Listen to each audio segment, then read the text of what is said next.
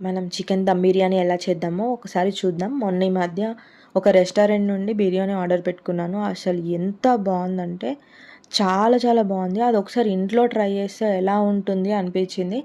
సరే సండే కూడా వచ్చింది. మనకు సండే రోజు ముక్కలేనిదే ముద్ద దిగదు కాబట్టి చికెన్ తెచ్చి అందులోనే బిర్యానీ రైస్ కూడా ఉంది.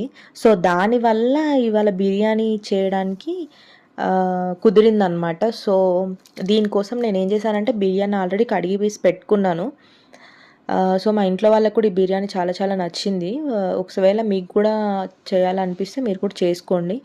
ఫస్ట్ నేను ఏం చేశానంటే చికెన్ 1 కేజీ తెచ్చుకుంటే అందులో సగం తీసి బిర్యానీ చేసి దాని తర్వాత ఇంకా మిగిలింది బిర్యానీలోకి సూప్లా ఉంటుందని చెప్పి దాన్ని కర్రీ చేశానమాట. దానికోసం నాకు ఇంట్లో ఫ్రైడ్ ఆనియన్స్ అయిపోయి ఉండే. సో దానివల్ల నేను ఈ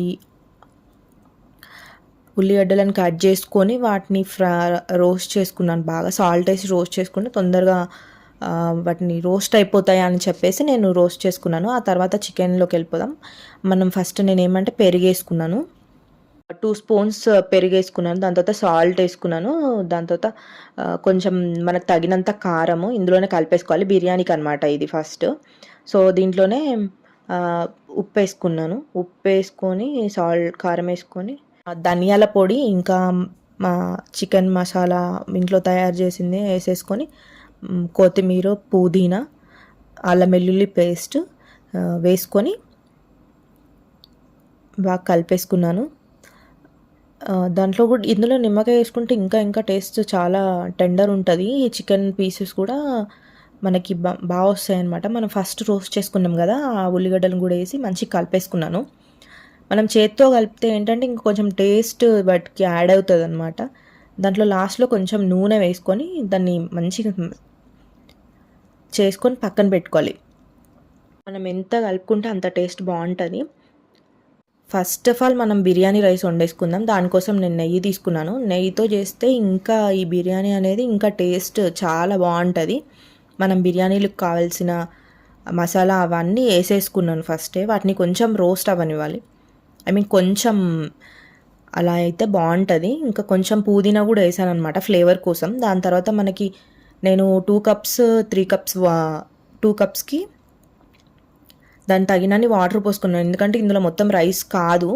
మనం బియ్యం వేసేసుకునే ముందు ఏం చేయాలంటే ఈ మసాలా దినుసులన్నీ తీసేసుకోవాలన్నమాట. ఎందుకంటే మన మసాలా దినుసులు ఉంటే అందులో మనకి అవే తగులుతూ ఉంటాయి. సో ఆల్రెడీ వాటర్లో బాయిల్ అవుతాయి కాబట్టి మసాలాలన్నీ అందులో ఇంక్లూడ్ అయిపోతాయి కాబట్టి మనం అవి తీసేసుకుంటే చాలా బెటర్.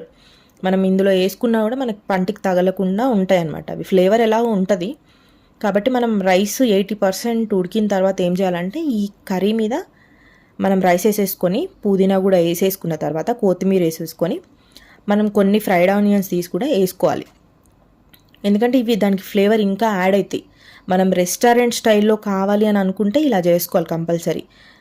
దాని తర్వాత మనం వాటర్ కలర్ కూడా కొంచెం వేసేసుకొని మూత పెట్టేసుకోవాలి. ఆ తర్వాత బిర్యానీ చూడ్డానికే కాదు తినడానికి కూడా చాలా చాలా బాగుండే. అసలు మీరు నమ్మరు ఎంత టేస్ట్ వచ్చిందంటే పీస్ కూడా భలే ఉడికిపోయింది. అసలు ఒక 15 మినిట్స్ నేను పక్కన పెట్టేశాను.